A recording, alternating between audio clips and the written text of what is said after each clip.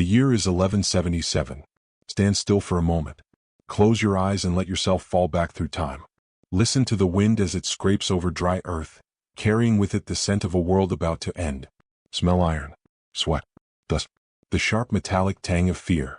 You are one of 500 knights, wrapped in steel beneath a sun that burns far too hot for November.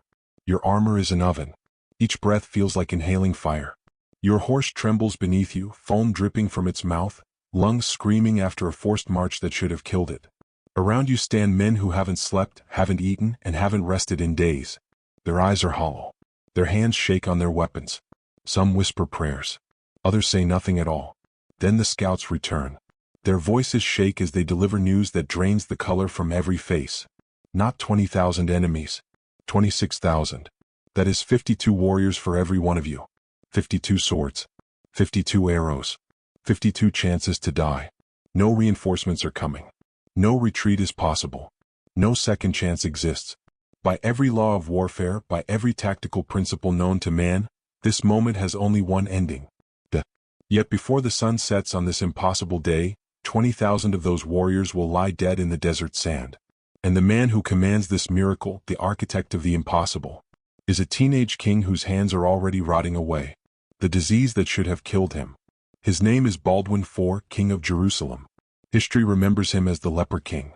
But before we witness his greatest triumph, you must understand what it meant to be him. Leprosy entered his life as a child, silent and merciless. At first, just numbness in his right arm. His tutor, William of Tyre, noticed it during a game. The other boys would cry out when pinched. Baldwin felt nothing. Then came the discoloration. Patches of pale skin that spread like stains.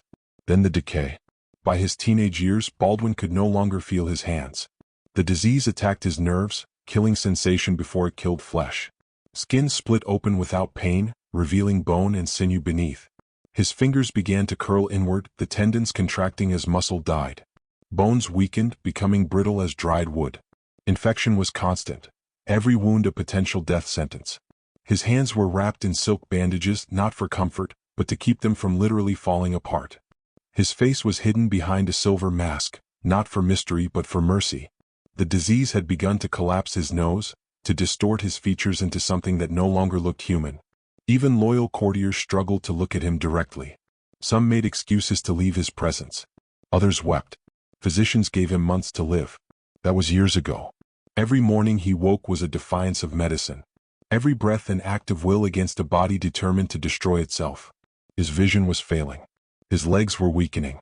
His immune system was collapsing. Medieval medicine had no answer for leprosy. No cure. No treatment. No hope. Just isolation, waiting, and death. And yet, despite all of this, despite a body that was actively dying around him, he ruled. The kingdom on the edge of oblivion.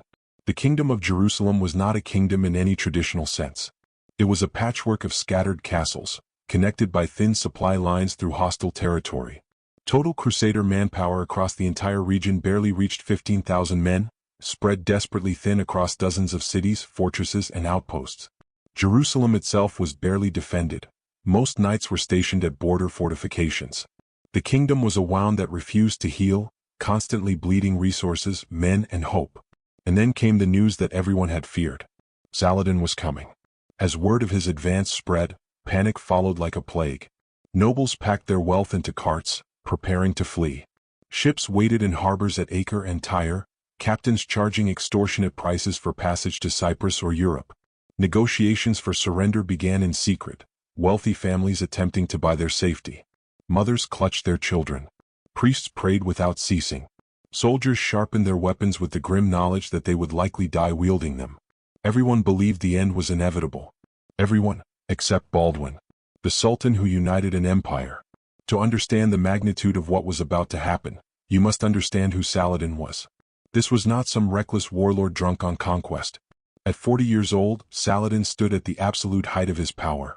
He ruled Egypt, Syria, and vast territories beyond, an empire that stretched from the Nile to the Euphrates.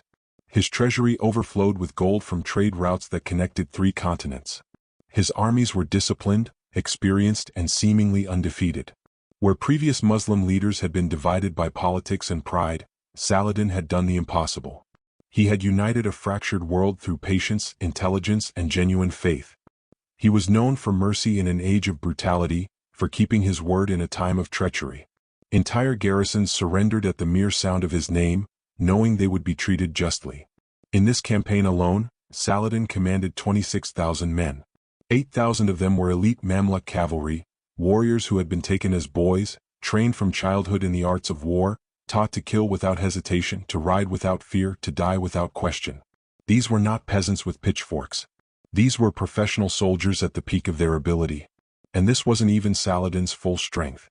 He had left additional forces to garrison his territories, to protect his supply lines. He could afford to be conservative. Against him stood a teenage boy whose body was actively rotting. The imbalance was so extreme it bordered on absurdity. It was David versus Goliath. If David was already dying and Goliath had brought 50 of his brothers, Saladin expected a siege. He expected walls and time and eventual surrender. He did not expect a battle. The Council of Despair. Inside Jerusalem's throne room, the atmosphere was suffocating with fear. Stone walls that had stood for centuries now felt like a tomb. Candles flickered, casting dancing shadows that seemed to mock the assembled commanders. Baldwin was carried in on a litter by 4 servants, his body too broken to walk. The journey from his chambers had left him gasping. His legs no longer worked reliably, the nerves were dying, sensation fleeing like rats from a sinking ship. Cold air sent shocks of agony through what remained of his nervous system. They laid him on cushions before the throne he could no longer sit upon. One by one, commanders spoke. The Grand Master of the Hospitallers, red-faced and desperate, "Your Majesty, we must evacuate to Tyre. The fortress there can hold for months." The Lord of Ibelin, his voice cracking, "We should negotiate surrender. Better to live as Saladin's vassals than die to the last man." Even Reynold de Chatillon, notorious for his aggression, said nothing. The room waited for the young king to accept reality, to acknowledge that some battles cannot be won. Then Baldwin demanded to be lifted upright. Servants rushed forward, supporting his weight as he stood on legs that could barely hold him. His voice was weak, the disease had damaged his throat, but it was steady. "I may die tomorrow," he said, his words echoing in the silent chamber. "Or I may die years from now." He paused, letting his eyes sweep across every face before him. "But I will die defending this kingdom, not fleeing from it. If we are granted victory," he continued, and here his voice grew stronger, "no man will claim it was human strength alone. And if we fall as warriors, not as cowards who abandon their oaths." For a moment no one spoke. The only sound was the crackling of torches and Baldwin's labored breathing. Then something extraordinary happened. Balian of Ibelin, one of the kingdom's greatest knights, dropped to one knee. Then another knight followed. Then another. Soon the entire chamber was kneeling, not in despair but in belief. They were looking at a king who had every excuse to surrender, to rest, to seek comfort in his final days, and instead chose to fight. If he could face death with such courage, how could they do any less? The march that should have been impossible. Instead of fortifying Jerusalem and preparing for siege, Baldwin ordered an immediate march. Not away from Saladin. Toward him. 45 miles across hostile territory. 36 hours of forced march through enemy lands. Every military advisor called it suicide. They would be exhausted before the battle even began. They would have no defensive position. They would be caught in the open against overwhelming numbers. Baldwin's response was simple. "Then we attack before they're ready." He understood something his advisors did not. Saladin's advantage was his numbers, his organization, his prepared positions. Take away preparation and numbers become chaos. The march began before dawn. 500 knights and their accompanying infantry, perhaps 2,000 men total when you counted the sergeants, archers, and footmen. Against 26,000. Men collapsed where they walked, pushed beyond the limits of human endurance. Horses died mid-stride, their hearts simply giving out. The November heat was merciless, the sun beating down on metal armor until men felt like they were being cooked alive. They had no choice but to continue, stopping meant death by exposure or ambush. And Baldwin himself suffered worst of all. His body convulsed in agony as the litter-bearers jogged across rough terrain. Every jolt sent fire through his diseased nerves. Blood soaked through his bandages as wounds reopened. Infection set in, he developed a fever that should have killed him. Twice he lost consciousness, slumping in the litter as Templar knights carried him forward without breaking stride. Each time he woke, delirious and burning, his order never changed. continue the march. His personal physician begged him to rest. Baldwin refused. He knew what every soldier knew: if the king falls, the army breaks. So he pushed his failing body forward through sheer force of will, becoming a living banner of defiance. Saladin's fatal assumption. Meanwhile, across the desert, Saladin's army had stopped marching. They were encamped near the fortress of Montgessard, sprawled across miles of countryside. His scouts had reported Jerusalem's gates still closed, its defenders still cowering behind walls. This gave Saladin permission to relax. His army spread out to forage, to rest, to recover from their own long march. Supply wagons were unhitched and guards stood down. Horse lines were dispersed to graze across a wide area. Officers took the opportunity to sleep. Saladin himself was in his command tent, reviewing maps and planning the siege to come. He was confident. Why wouldn't he be? The Crusaders were trapped in Jerusalem with insufficient supplies for a long siege. Time was on his side. Every day that passed weakened Baldwin's position and strengthened his own. This wasn't arrogance, it was mathematics. No sane commander would abandon fortified walls to attack in the open against such overwhelming odds. It was exactly this logic that made Baldwin's insanity brilliant. The moment of revelation. November 25, 1177, dawned clear and hot. The Crusader army crested a final ridge before dawn, moving into position while darkness still covered their approach. As the sun rose, scouts returned to Saladin's camp with news that seemed impossible. Crusader banners on the horizon. Not a raiding party. Not a scouting force. The entire army of Jerusalem. Here. Now. Ready for battle. Saladin refused to believe it at first. He actually laughed when the scout repeated his report. No commander, especially not a dying teenager, would make such a catastrophic tactical error. It had to be a trick, a diversion, perhaps a small force sent to draw him away from Jerusalem while the real evacuation happened. He sent more scouts. They returned with the same impossible news. 500 knights. Supporting infantry. The royal banner of Jerusalem. And Baldwin himself, strapped to his horse, sword raised. Saladin hesitated. That single moment of disbelief, that handful of heartbeats where he questioned what his own eyes told him, would cost him everything. By the time he began shouting orders to form battle lines, the Crusaders were already moving. The charge that broke an empire. Baldwin was strapped to his horse like a corpse tied upright. His hands, wrapped in bloody silk, could barely grip the reins. His legs, useless from disease, were lashed to the saddle to keep him mounted. His body was a prison of pain, every breath an act of defiance against flesh that wanted nothing more than to surrender and die. But his mind was sharp and his eyes were clear. He raised his sword, or rather, the Templars who rode beside him raised his arm for him, the sword tied to his bandaged hand. 500 lances dropped in unison, a forest of steel pointed at the enemy. The Templars struck first. 80 knights of the order, warrior monks who had taken vows of poverty, chastity, and violence, formed a wedge of iron and flesh. They crashed into Saladin's half-formed center like a hammer striking glass. The impact was catastrophic. Men were crushed beneath hooves before they could raise their weapons. Horses collided with such force that bones shattered audibly across the battlefield. Formations that were still trying to organize simply ceased to exist, torn apart by the sheer momentum of the charge. And instead of withdrawing after the initial impact as tactics dictated, they pushed deeper. Lances broke and were discarded. Swords came out. Maces rose and fell. The Templars carved through formations like a blade through silk, and behind them poured the rest of Baldwin's knights, widening the breach with every passing second. The trap within the trap. Then the second wave struck, and Saladin's commanders realized they had been deceived. What they thought was the entire Crusader force was merely the shock troops. Hidden in dead ground, dry wadis and shallow depressions invisible from a distance, waited the infantry. Crossbowmen, spearmen, Armenian archers who had sworn loyalty to Baldwin.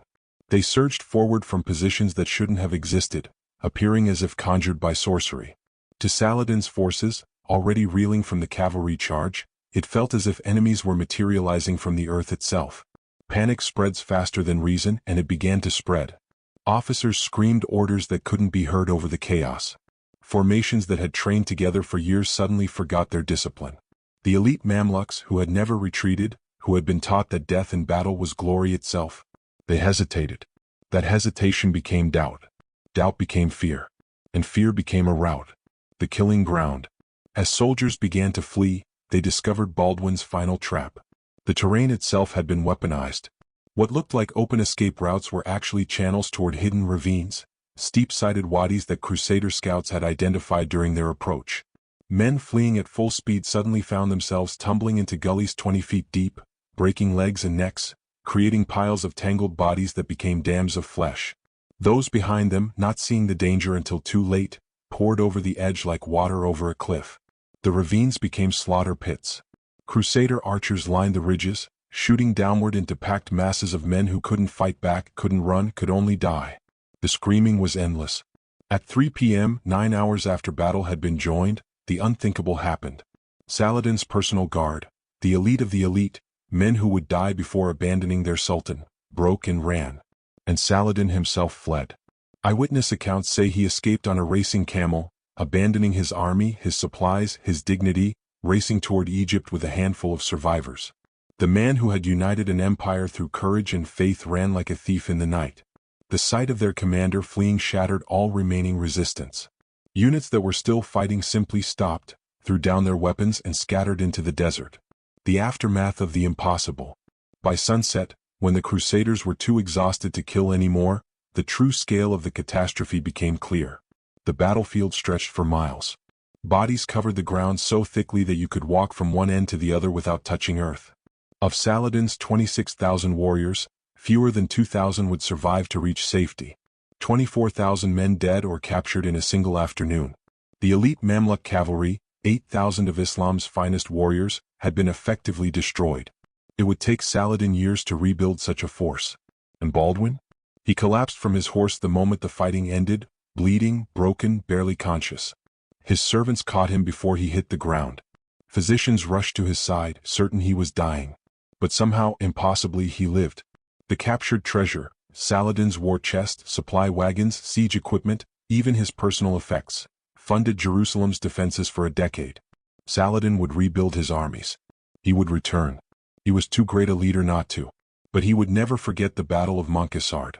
Years later, in negotiations and correspondence, he would admit, "I feared that man more than any army." His courage was not human. The legacy of the leper king. 2 years after Baldwin's death in 1185, Jerusalem would fall to Saladin. Without the leper king, the kingdom collapsed like a body without a skeleton. The nobles returned to their squabbling. The unity evaporated. The courage faded. But on that November day in 1177, a dying king proved something eternal. That morale defeats mathematics. That belief breaks empires. That courage is not the absence of fear or pain, but the choice to act despite them. Baldwin IV lived 7 more years after Montcassard, each one a fresh agony. His sight failed completely. His limbs ceased to function. His face became so ravaged that even the silver mask could no longer hide the horror. He was carried everywhere on a litter, able to move only his eyes and his voice. And yet he ruled until his body finally surrendered at age 24, having somehow compressed a lifetime of leadership into years that should have been spent in isolation and despair. When historians look back at the Crusades, they speak of Richard the Lionheart, of Saladin, of great battles and famous sieges. But they often overlook Baldwin IV. Perhaps because his story is too uncomfortable, a reminder that greatness sometimes wears the face of suffering, that heroes are not always whole. Or perhaps because what he achieved seems impossible, and we don't like to believe in the impossible. But it happened. 500 men defeated 26,000. A dying boy outmaneuvered history's greatest general. And for one perfect afternoon, in the desert heat of November 1177, the impossible one. Stand still for a moment. Listen to the wind. And remember that sometimes, when everything seems lost, when the odds are overwhelming, when every logical voice says surrender, sometimes courage is enough.